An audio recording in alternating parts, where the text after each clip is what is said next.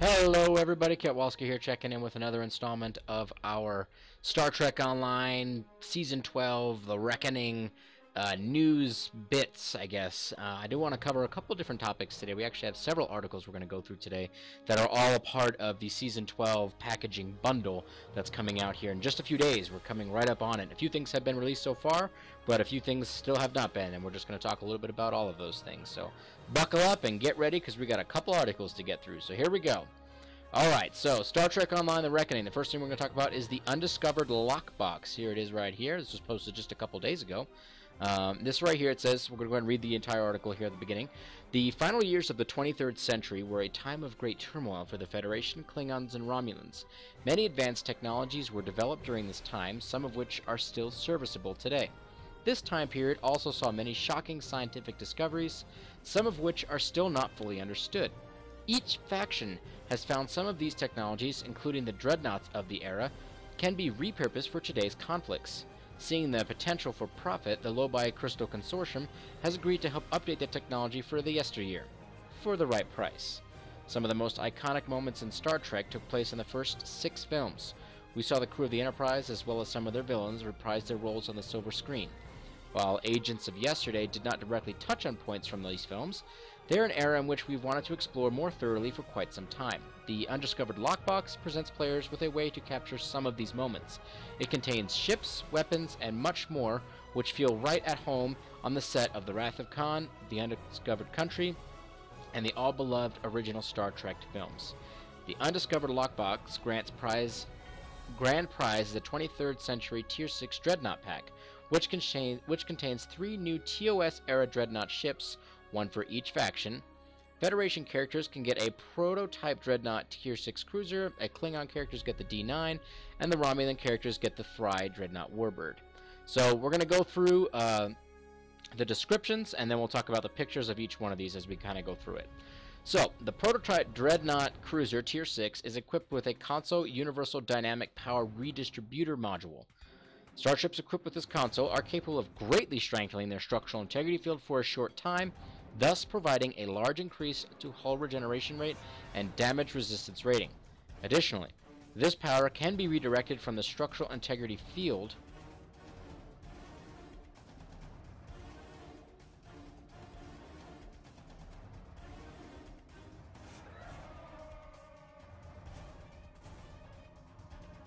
to other systems to provide a large boost to all outgoing damage as long as the starship's hull strength remains above 80%. This console provides a passive bonus to all energy damage resistance ratings and directed energy damage. Completing the starship mastery path for this will unlock the following stuff. Sif Hunt, activating any hull healing ability while at full hull strength provides a boost on all power levels. Wow, that's pretty cool. So let's take a look real quick at the picture here. So we have the USS Atlas NCC 1900. I don't know if that's specific to anybody. I don't know. Maybe not. It's not specific to me.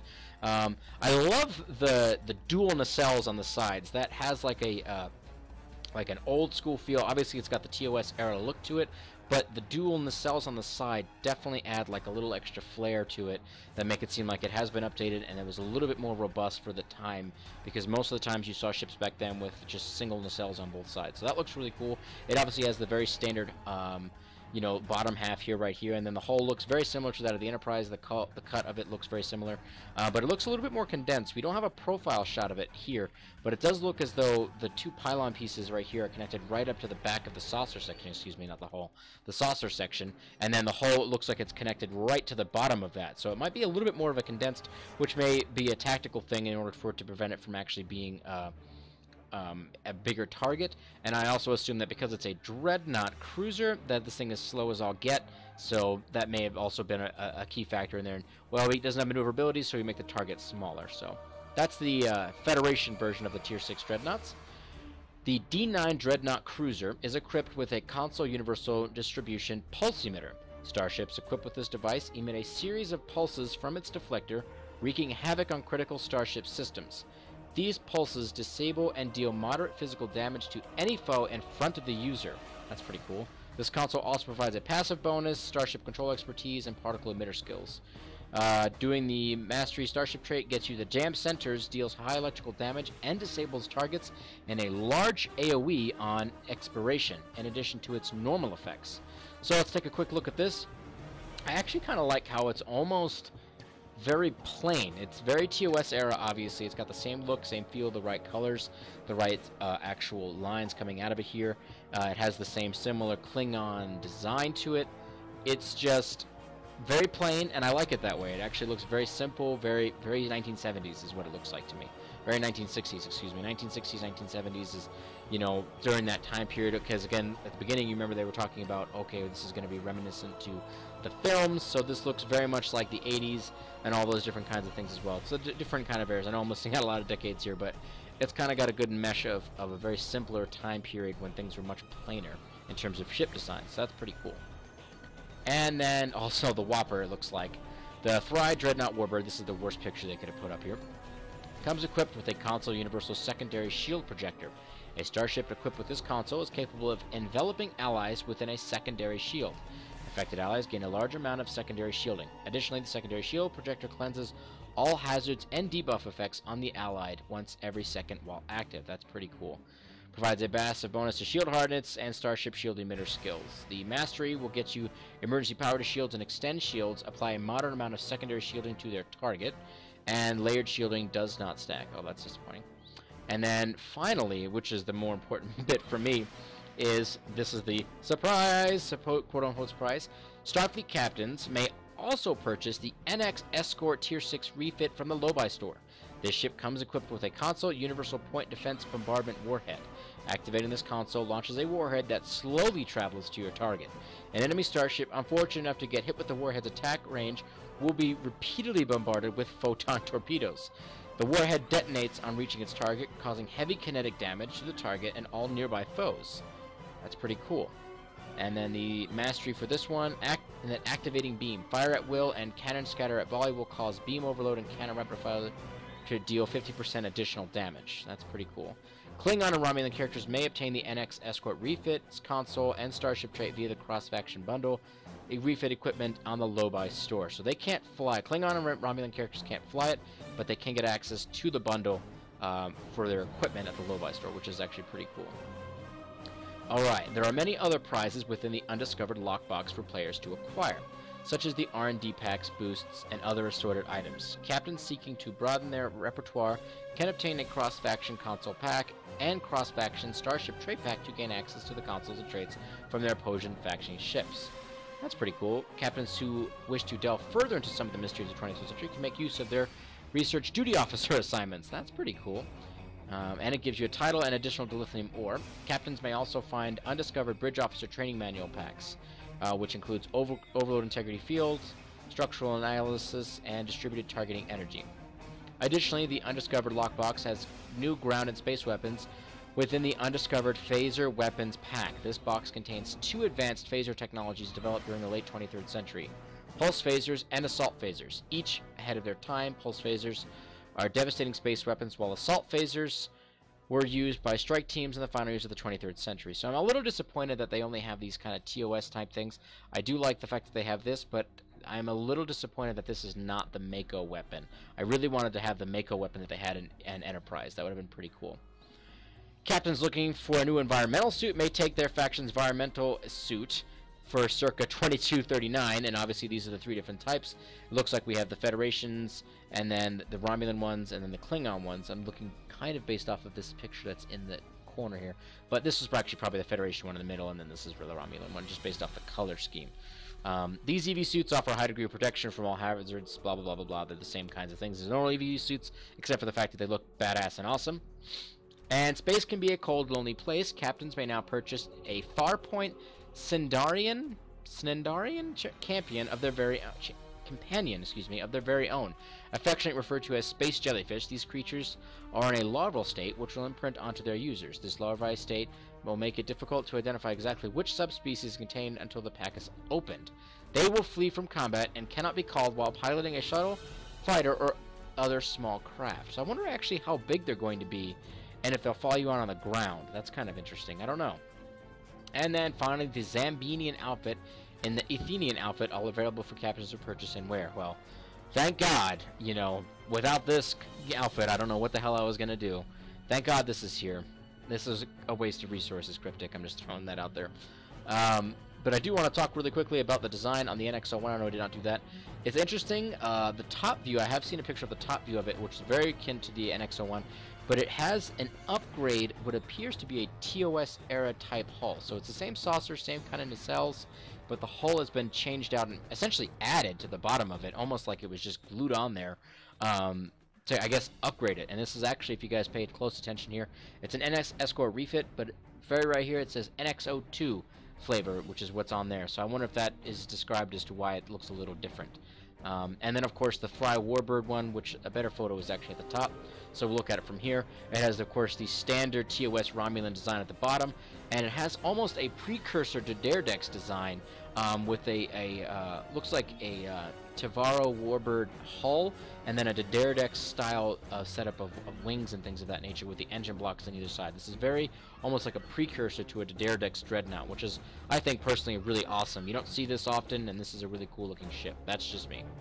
Alright, so that's done with this article. A lot of information on that one.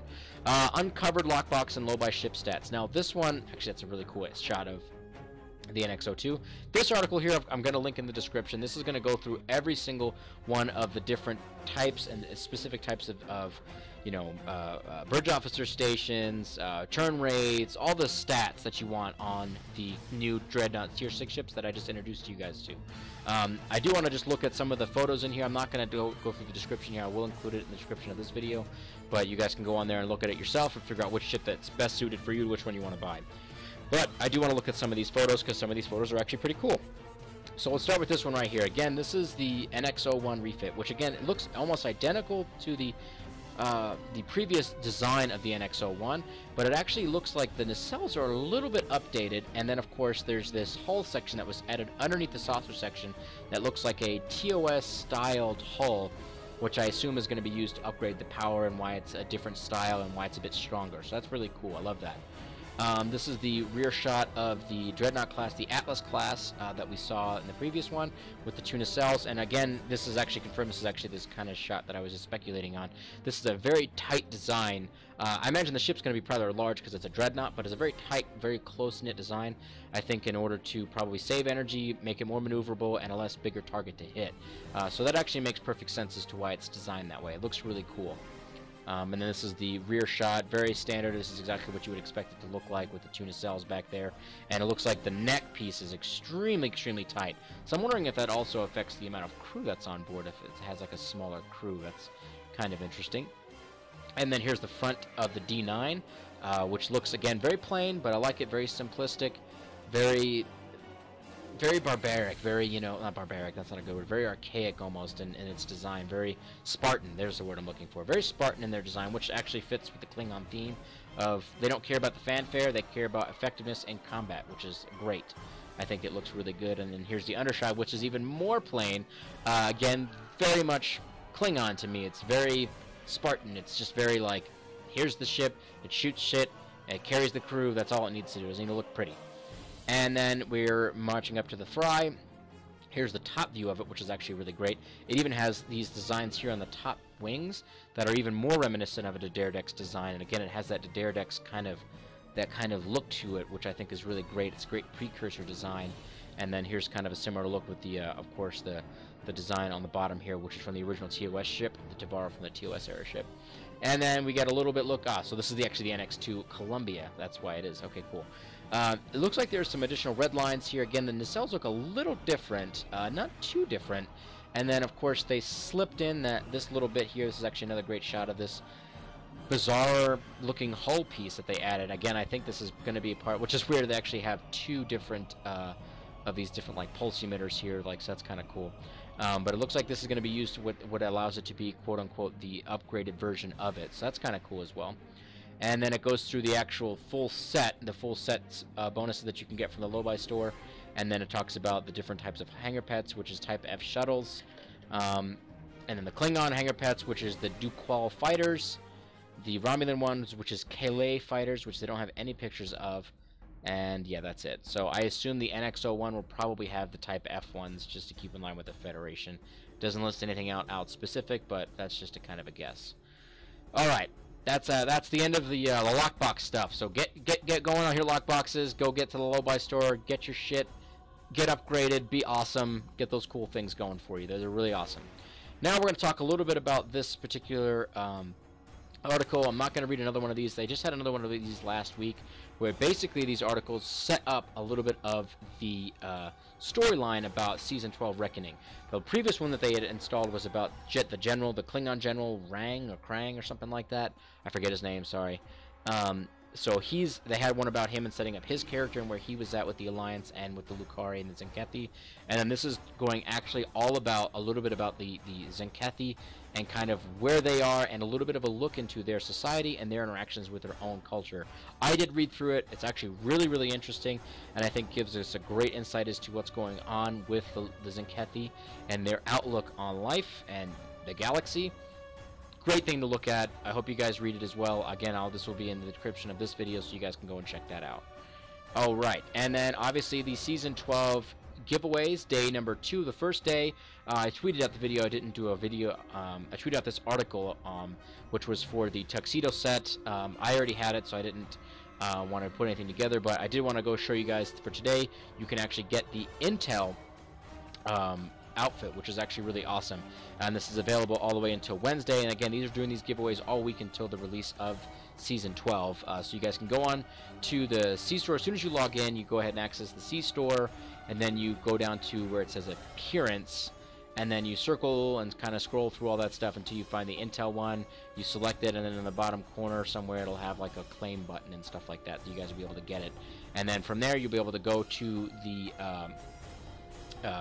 tailor, and the outfit will be available for you in the drop down for jackets loose and pants tight, which is great. So I already picked mine up today. I think it's a great looking outfit. It's free. Go get it. And, you know, what's the point? Why not get it? And then, of course, in line with the new lockboxes coming out, they are doing a 50% key sale, and this will be going on from Monday until Monday, January 23rd until Monday, January 30th. So it's going right through the release of Season 12. I think they're just anticipating people are going to want a lot of keys to have either extra EC or opening up these new lock boxes and things like that in order to get access to all this new stuff that they're releasing. So jump on that. Don't sleep on this availability. A lot of people wait for these things to come around in order to purchase some of their keys. It saves them some money and stuff like that. So definitely jump on it. Anyways, that ends today's kind of news bit review. What do you guys think about all this stuff? What do you guys think about the new undiscovered lockbox? Do you like the design of the new dreadnoughts? Do you think it's just another cheap way of getting money for Cryptic, and you think that they're lame? Or how do you feel about the new NX-02 refit? Personally, I think that the undiscovered lockbox is really centered around the NX-02 refit, and they kind of threw the dreadnought shit in afterwards, just to kind of spice it up a little bit, because I think a lot of people have been asking for an NX refit. I know I have. So I'm really excited about that, so that's really great. But I'm curious to hear what you guys and gals think about that. Leave a comment in the description below. Tell me what you guys think about that Zenkethi article. Try not to put too many spoilers in the comments, but you know, let me know what you guys think about that, and let me know what you guys think about Season 12. You know, we're coming right up on it. We're just a few days out. Are you guys excited for it? Do you guys bored with it already? Do you guys hate it? You're enough with the Season 12, or you know, are you guys cannot wait to play it like I am? I'm curious to hear what you guys think. So I appreciate you guys checking this video out. Please throw a like and a subscribe up on YouTube, and follow me on Twitter @RealKetWalski. I will see you guys next time. Live long and prosper, my Trekkies.